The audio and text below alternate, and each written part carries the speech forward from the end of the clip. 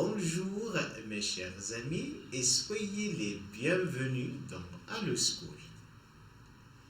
Dans la science d'aujourd'hui, on va faire un résumé total des programmes scolaires de la première année du collège pour le premier semestre. Donc une sorte de récapitulation des cours que nous avons étudiés tout ensemble pendant cette session de formation. Le premier semestre, il y en a 4 thèmes que nous avons déjà abordés. Après introduction, il y a l'exploration des milieux naturels, la respiration dans les milieux naturels, l'alimentation chez les êtres vivants, les relations trophiques, classification des êtres vivants et équilibre naturel. Dans l'introduction, on a vu que SVT indique tout simplement science de la vie et de la terre. Ulum al-hayati wal. SVT se divise en 2 grandes sciences. La première science, c'est la géologie. C'est la science dont l'objectif essentiel, c'est l'étude de la Terre, dirasatu al-ard. Tant que la biologie, c'est la science, elle, des vivants. Elle englobe toutes les sciences ayant pour l'objet l'étude de tous les êtres vivants. Et parmi les êtres vivants, il y a l'homme, al-insan. Retournons à la géologie. Elle se décompose en 2 disciplines. La géologie interne, la géologie dakhiliya, et la géologie externe, la géologie al-kharijiyya. La géologie interne, c'est une science qui s'intéresse à étudier l'intérieur dakhila al-ard, la terre, comme la structure de la terre, les volcans et les séismes. Les volcans al-baraki, les séismes al-zalazil qui se produisent à l'intérieur de la terre.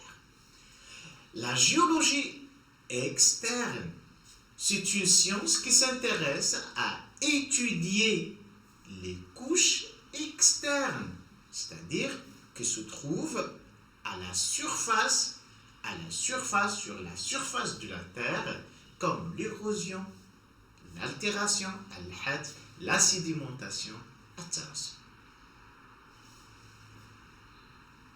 Le premier chapitre des programmes scolaires, c'est l'exploration des milieux naturels. Alors, on a vu que les milieux naturels, dans la nature, les milieux naturels sont nombreux, sont différents. Et ces milieux naturels se caractérisent par 2 caractéristiques. La première caractéristique, c'est que les milieux naturels se caractérisent par la diversité. La deuxième caractéristique, c'est que ces milieux naturels sont caractérisés par l'unicité, al-wahda. C'est-à-dire, il y en a des points de ressemblance, l'unicité, et des points de différence. On parle de la diversité. Concernant la diversité, tous les milieux naturels se composent par 2 éléments. Un composant non vivant, autrement dit une composante physique, et un composant vivant. Ce sont les êtres vivants. Ce sont les êtres vivants. Autrement dit, composantes biologiques. Pour les composantes physiques, il se diffère selon l'état physique de cet élément. Un élément non vivant peut être soit liquide, comme l'eau, gazeux, comme l'air, solide, comme le sol. Alors que les êtres vivants se répartissent en deux grands embranchements. Il y en a des êtres vivants unicellulaires, c'est-à-dire ils sont composés par une seule cellule, et des êtres vivants pluricellulaires, c'est-à-dire ils sont composés par plusieurs cellules. Alors, ces êtres vivants peuvent être soit des animaux, soit des végétaux, soit des micro-organismes. Micro indique que ces organismes ne sont observables que par un microscope majeur. Entre ces composantes physiques et ces composantes biologiques, entre ces éléments non vivants et ces êtres vivants, il y en a des réactions, des interactions. Ce sont des multiples réactions. Et là, la diversité des milieux naturels. Maintenant, on passe à l'unicité. Les milieux naturels, ils se ressemblent. Malgré leur diversité, ils se ressemblent. L'unicité, al-wahda. Finti itchabou, c'est que les milieux naturels, tous les milieux naturels, vraiment, ils possèdent des éléments vivants et non vivants. Les éléments vivants, ils ont une unité de structure. Les êtres vivants, les animaux, les végétaux, les micro-organismes, ils ont tous une unité de structure, une unité de la base. C'est la cellule al-khaliya. Et les éléments non vivants, elles sont tous composés par les mêmes éléments chimiques. كلهم تتكونوا من نفس العناصر الكيميائية. Passons maintenant au deuxième chapitre, la respiration dans différents milieux de vie des êtres vivants. La respiration chez les êtres vivants. On a conclu, on a déduit que tous les êtres vivants, sans exception, elles respirent. La respiration, c'est une caractéristique fondamentale des êtres vivants. Aucun être vivant n'est capable de se développer, de vivre, de subsister sans respiration. Donc, cette respiration, c'est un échange gazeux entre l'organisme et le milieu et son milieu de vie. Les animaux, l'être vivant, fait deux opérations successives réciproques. Elle fait entrer l'air riche en O2, autrement dit l'inspiration, et elle dégage l'air, elle dégage à l'extérieur l'air expiré par voie de l'expiration à zéphiro d'un air qui est riche en dioxyde de carbone.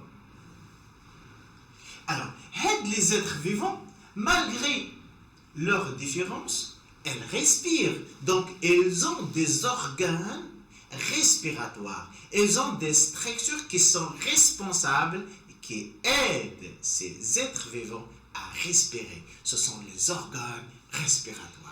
À savoir, les poumons, chez, par exemple, l'escargot et l'homme. Donc, l'homme et l'escargot ont une respiration pulmonaire, les trachées chez les insectes.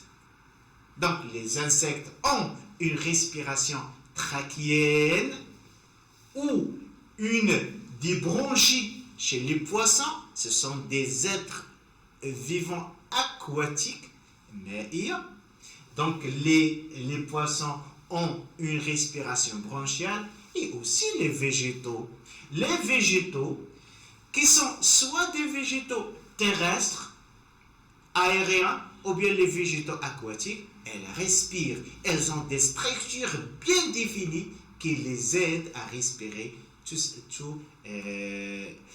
Ces structures s'appellent les stomates atturaux. Donc, conclusion, la respiration est un échange gazeux entre l'être vivant et son milieu de vie. La respiration est fondamentale chez tous les êtres vivants.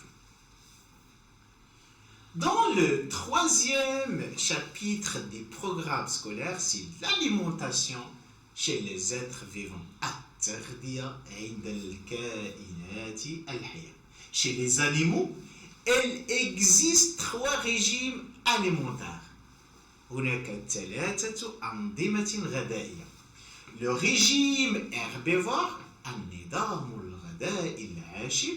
carnivore, omnivore, herbivore, c'est-à-dire un animal qui mange des aliments d'origine végétale. Le carnivore, l'animal qui mange des aliments d'origine animale.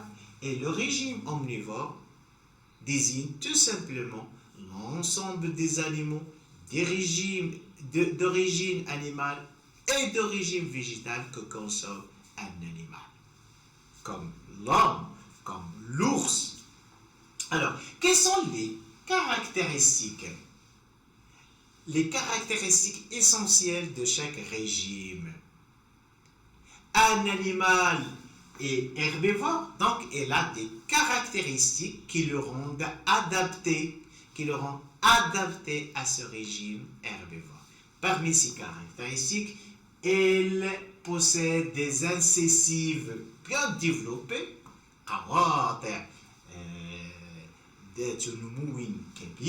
présence d'une barre. Les herbivores ne possèdent pas des canines énièmes, mais ces canines sont remplacées par des barres. Et ce sont des insures des dents à croissance continue et le tube digestif qui est très long et volumineux. Quant au régime alimentaire carnivore, on trouve parmi les caractéristiques de ce régime, c'est la présence des canines qui sont développées, des dents tranchants, asnan mincharia, et type digestif qui est courte. L'omnivore, quelles sont les caractéristiques des régimes alimentaires omnivores? Il y en a assez de caractéristiques, mais on peut citer tout simplement une dentition complète.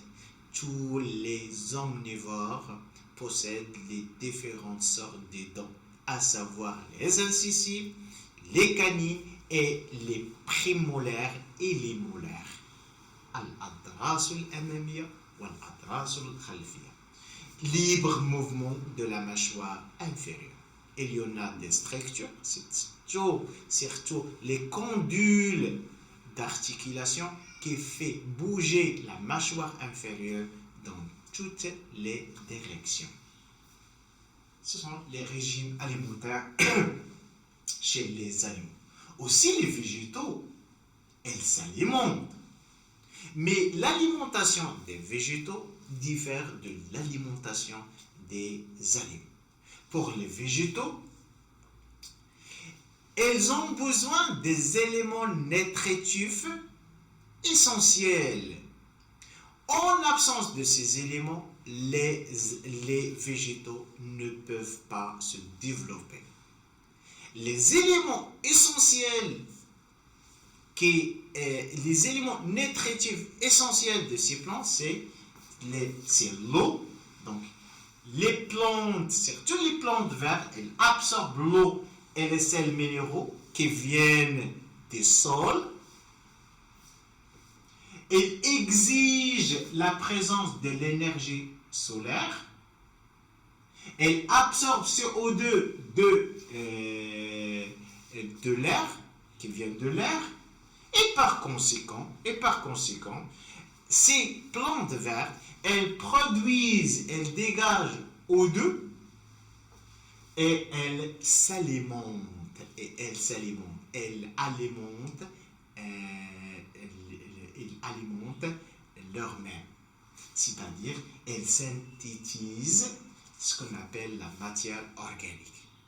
Bref, les plantes vertes font ce qu'on appelle la photosynthèse. La photosynthèse, c'est une opération que font les plantes pour s'alimenter. Elles absorbent l'eau, les sels minéraux des sols, elles absorbent le CO2 qui vient de l'air, et en présence de la lumière, elles dégagent CO2 et elles produisent à leur-même ce qu'on appelle la matière organique.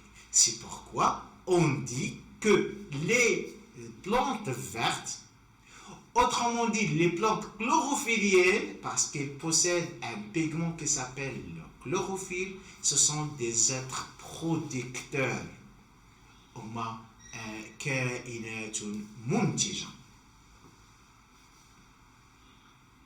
Le quatrième chapitre des programmes scolaires, c'est tout simplement les relations trophiques ou bien les relations alimentaires.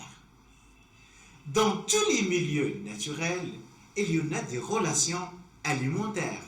Il y en a des chaînes alimentaires. Dans toutes les chaînes alimentaires, on commence par les plantes vertes. Et ce sont des producteurs. Alors, ces plantes vertes sont mangées, sont consommées par les herbivores. Et les herbivores, on dit que ce sont des consommateurs d'ordre 1.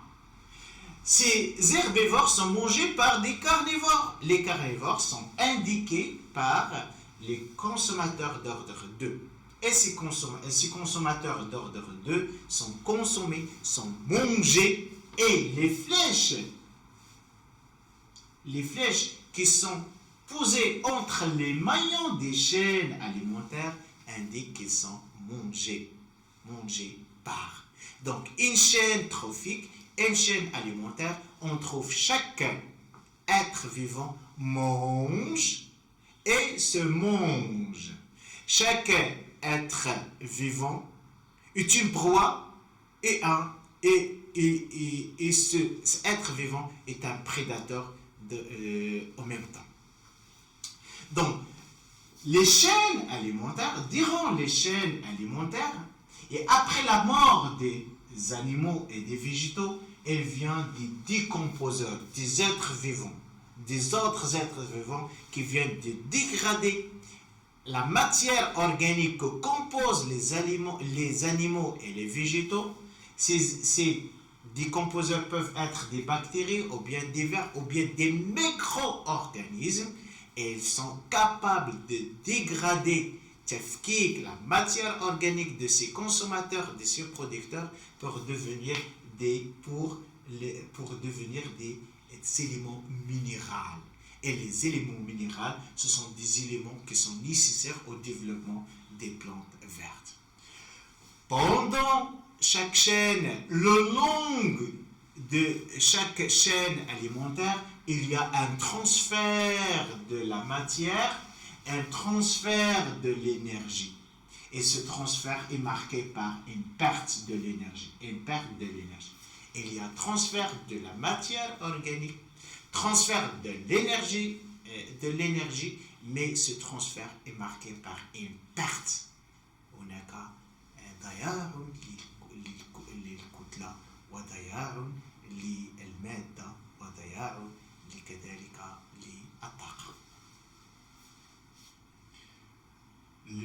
Toujours dans le chapitre des relations trophiques, il y en a 3 niveaux trophiques dans chaque chaîne alimentaire.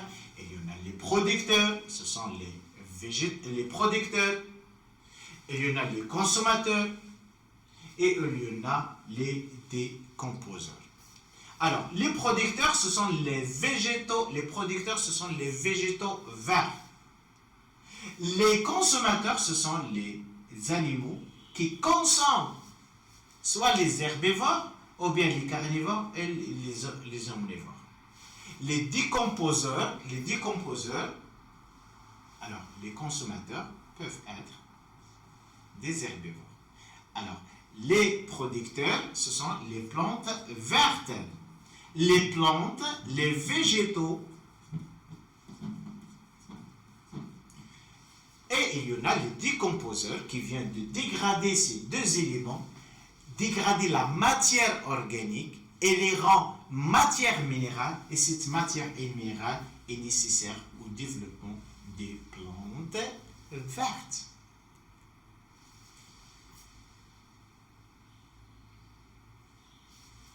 Classification des êtres vivants. Un des chapitres de la première tranche. On a classifié le règne animal en plusieurs classes animales, en plusieurs groupes animaux. Donc les animaux peuvent être soit des vertébrés, c'est-à-dire des animaux qui possèdent des squelettes internes, colonne vertébrale. Et ces vertébrés peuvent être soit des animaux qui possèdent des squelettes osseux, ou bien un squelette cartilagineux. Le cartilage, ce sont des os qui sont fragiles. Ce sont les poissons, les tortues, les serpents, le poisson, les oiseaux, les mammifères, les crocodiliens et les amphibiens. Ce sont des grandes classes animales qui se regroupent dans la classe des vertébrés.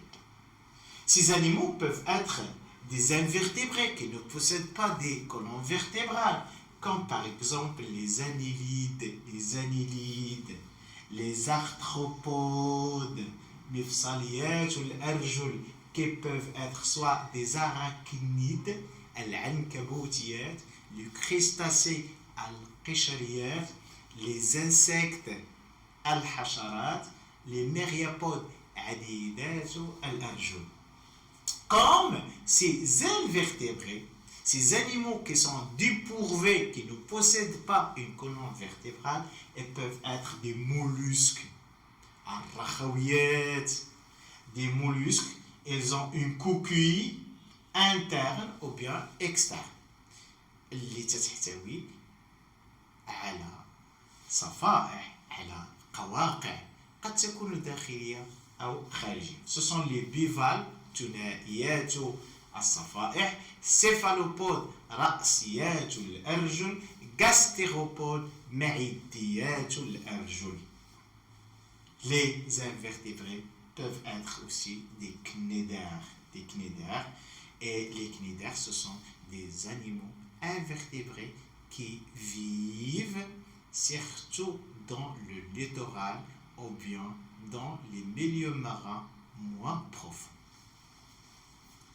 Classification maintenant des végétaux. Les végétaux, ou bien le royaume des végétaux, c'est un royaume qui est trop vaste. Il y en a des végétaux qui ne possèdent pas de racines, ni de tiges, ni de feuilles. Ce sont les champignons alphétriates, ce sont des plantes sans chlorophylle, ce sont des plantes qui ne sont pas vertes. Les algues, ce sont des plantes qui possèdent des chlorophylles, et des lichens, ce sont des associations entre des algues et des champignons. Donc, parler de la classification, c'est parler du clé de la classification. Quels critères on adopte, on se base pour classer un végétal dans un groupe végétal quelconque. Par exemple, c'est la présence ou bien l'absence des chlorophylles pour distinguer les champignons aux algues. Il y en a des végétaux qui ne possèdent pas de racines, ni de vaisseaux, ni des feuilles, mais des feuilles, elle possède des feuilles, des organes femelles en forme de bouteille. Ce sont les bryophytes, les mousses, ou la sargassiette. Ce sont des plantes qu'on trouve souvent dans les milieux humides, dans les puits, sous les pierres, sur les pierres, dans les milieux qui contiennent de l'eau, dans les milieux humides. Comme il y a des ptéridophytes, les fougères à sargassiette, ce sont des plantes qui possèdent des tiges, des feuilles, des racines, des vaisseaux, des organes femelles en forme de bouteille. Alors, il y en a deux grandes classes de végétaux qui s'appellent le gymnosperme, angiosperme, ces deux classes végétales sont caractérisées par la présence d'une tige, des feuilles, des racines, des vaisseaux et des ovules. Mais chez les gymnospermes, les ovules sont nus. Les angiospermes possèdent des ovules qui sont enfermés, c'est-à-dire al-bodur maksiya dakhila, le fruit. L'ovule enfermé dans une cavité close. Le dernier chapitre du premier semestre des programmes scolaires, ce sont les équilibres naturels. C'est un thème qui est très intéressant à savoir, à étudier, les équilibres naturels. C'est l'ensemble des actions qui peuvent agir soit négativement, soit positivement sur la continuation des milieux naturels, sur la continuation de la vie sur un milieu naturel. Parmi ces actions, il y a la pollution de l'eau et du sol. La pollution, c'est le wuto, la pollution de l'air. La pollution, c'est une action qui est désastreuse. C'est une action qui est négative pour l'environnement. La pollution touche tous les états physiques des milieux naturels. Le sol, l'eau qu'on boit et l'air qu'on respire. La surexploitation. Surexploitation, c'est-à-dire exploitation excessive des ressources naturelles. Et l'usage, المفرط intensif des pesticides et des substances qu'on utilise pour éviter le développement des arbres. Et ce sont des actions. Et ce sont des actions qui sont négatives.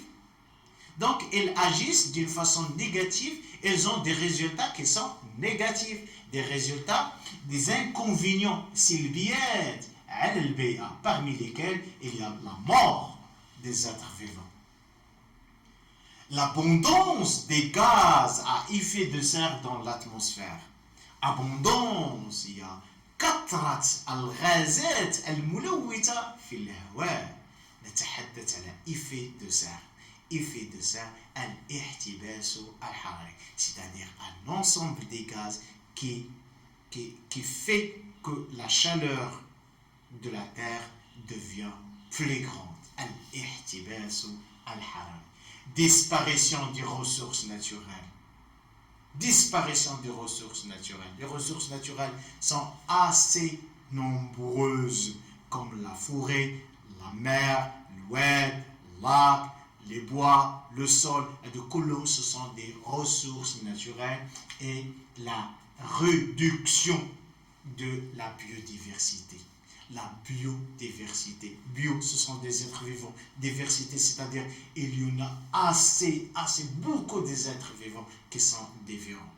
Donc, par ces actions qui menacent la vie, donc la vie des êtres vivants devient menacée et par conséquent, il y a une réduction du nombre des êtres vivants et une réduction du nombre des végétaux et des animaux.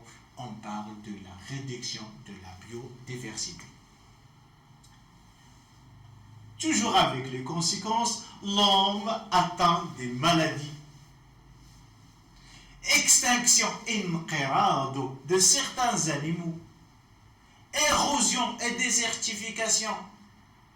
Lorsqu'on élimine, on évite, on déboise les forêts, on parle de déforestation. Déforestation. إزالة الغابات يؤدي إلى l'érosion, désertification, c'est-à-dire que les milieux naturels deviennent des déserts, deviennent des Sahara. Changement des facteurs climatiques, on parle maintenant d'un équilibre naturel rompu. On parle d'un déséquilibre naturel. La nature souffre, les milieux naturels souffrent et par conséquent les êtres vivants qui vont souffrir. Dégradation des écosystèmes, disparition de la vie sur la terre, c'est-à-dire al-fana, inna lillahi wa inna ilayhi raji'un. D'où la nécessité de préserver l'environnement. ضرورة حماية الطبيعة حماية البيئة. C'est le défi de développement durable, le défi du 3e millénaire. هذا هو تحدي التنمية المستدامة التي ننشدها في le 3e millénaire في الألفية الثالثة. Chers amis, merci de votre attention et à la prochaine séance, toujours avec Allo School.